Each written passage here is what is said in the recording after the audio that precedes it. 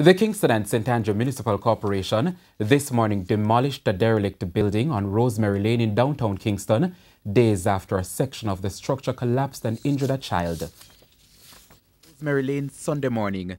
People close by looked on. This is a demolition exercise.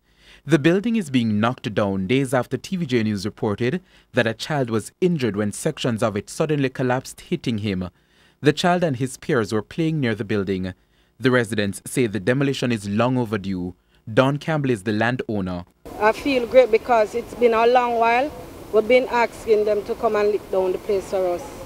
But it didn't happen, so till it chopped on the baby. The Kingston and St. Andrew Municipal Corporation, KSMCA, says it had given the owners a 48-hour demolition notice. It's a concrete knock structure that was built many years ago. So the structural capability is it deteriorate over the years, so it's technically unsafe. So the structure is not suitable for persons to live in because it can collapse. Further collapse can happen within any notice, without notice. 6 people lived in the building. From Wednesday the building dropped down.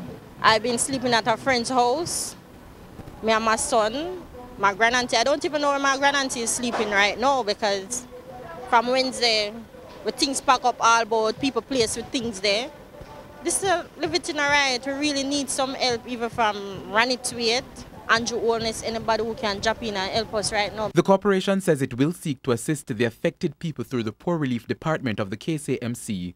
The corporation continues to make the point that there are a lot of these kinds of derelict buildings in Kingston. I'm sending out an appeal to persons who know of derelict structures. So feel free to contact the KSMCA so we can take the relevant action. We are currently going on a drive to identify these derelict structures, get in contact with the owners and have them remedy the situation. Failure to do so, we'd have to have them demolished. In the meantime, the mother of the injured child gave an update on his condition. He got a broken leg, which him have to get therapy about, and I have to carry him up back by the 20th up by the hospital, and have some stitches him have to remove from his head.